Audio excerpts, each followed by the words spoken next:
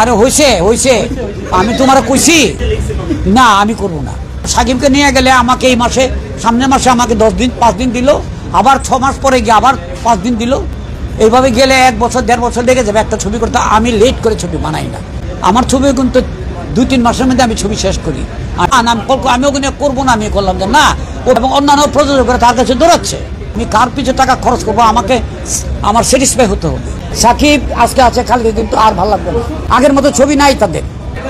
দর্শকরা মাঝে মাঝে শুধু নতুনত্ব চায়, নতুনত্ব, নতুন নায়ক নায়িকা চায়, নতুনত্ব গল্প চায়। যুগ আমাকে বলবো না, যুগের কথা বলবো না, যুগে শুধু প্যান্ট শার্ট চেঞ্জ হয় আর কিছু। আমি একটা কথা বুঝি না, তোমরা বারবার সাকিব খানের কথা বলছো, সে তো হয়ে গেছে, সে হয়ে গেছে, ওর কথা বলে লাভ নাই তো। তুমি ওকে খারাপ বললো সাকিব, ভালো বললো সাকিব। এই যে এখানে রাত ছবি করে তার কথা জিজ্ঞেস করো না কেন? আরো যে একটা নায়ক আছে তাদের কথা জিজ্ঞেস করো। তোমাদের জন্য তো উঠতে পারে না, তোমরা তো অনেক ইম্পর্টেন্ট শিল্পী জগতের জন্য, চলচ্চিত্র জগতের জন্য। তোমরা তো ওগুলি কিছু করো না। ভালো পরিচালনা আর হয়েছে হয়েছে আমি তোমার কইছি না, আমি করব না। এই যে বলছি তো, একটু আগে বলেছি, আমি বেশি দিন সাকিব ব্যস্ত। এখন সাকিবকে নিয়ে গেলে আমাকে এই মাসে সামনের মাসে আমাকে 10 দিন 5 দিন দিল, আবার 6 মাস পরে গিয়ে আবার 5 দিন দিল।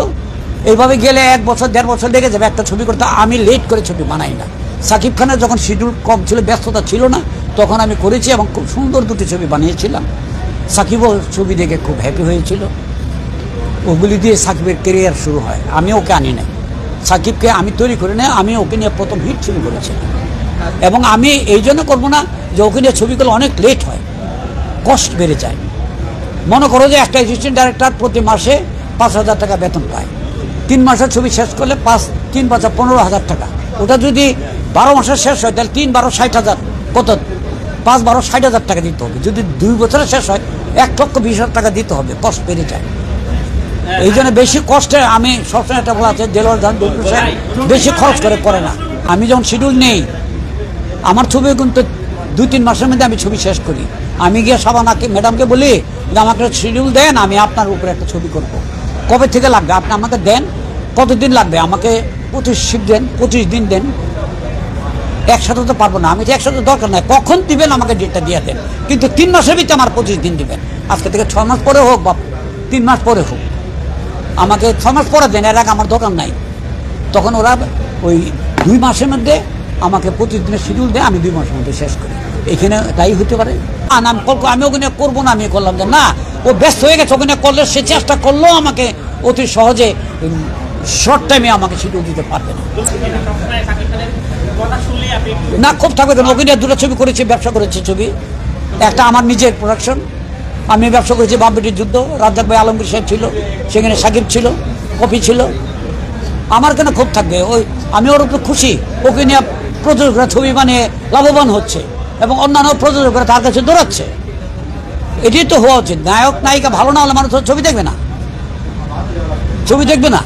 প্রযোজক টাকা লগ্নি করবে 70 লক্ষ 80 লক্ষ 1 কোটি টাকা, আমি নিলেই তো প্রযোজক মানবে না। আমি কার পিছনে টাকা খরচ করবো, আমাকে আমার স্যাটিসফাই হতে হবে। আমি তো মনে করি এর পিছনে টাকা ব্যয় করলে আমি এই ছবিটি ভালো হবে, তখন প্রযোজক ছাড়া তো হয় না। আমি একজনকে চেষ্টা করলে নিতে পারবো না। সাকিব আজকে আছে, কালকে কিন্তু আর ভালো লাগবে না। অনেক দেখে ফেলেছে, কদিন পরে কিন্তু আর ভালো লাগবে না। অপু বিশ্বাসকে এখন দেখে না, কম দেখে আমার মনে হয়, জানি না বেশি দেখে কিনা। আগের মতো ছবি নাই তাদের। দর্শকরা মাঝে মাঝে শুধু নতুনত্ব চায়, নতুনত্ব, নতুন নায়ক নায়িকা চায়, নতুনত্ব গল্প চায়। ওগুলি যেন কমে যাবে, চলচ্চিত্র কমে যাবে। যুগ আমাকে বলবো না, যুগের কথা বলবো না, যুগে শুধু প্যান্ট শার্ট চেঞ্জ হয় আর কিছু না। সে লোক আমি কিন্তু, মেয়েরা কিন্তু এখন প্যান্ট শার্ট পরে মার্কেটে যায়, কিন্তু কোনো বেড়াতে গেলে, বিয়েতে গেলে কিন্তু আর প্যান্ট শার্ট পরে না, সেলোয়ার কামিজ শাড়ি, পেট কাটা ব্লাউজ পরে না, হাফাতে এই এতটুকু পরে। এই যুগটা আমাকে বলবো না। যুগ আজকের থেকে 50 বছর আগে যা ছিল এখনো তা। হেয়ার স্টাইল আর ড্রেসটা চেঞ্জ হয়েছে আর কিছু না। যার যারটা তার। অহেতুক কোনো কিছু প্রশ্ন করবো না, যাতে তোমাকে আমি কাউন্টার করতে পারি।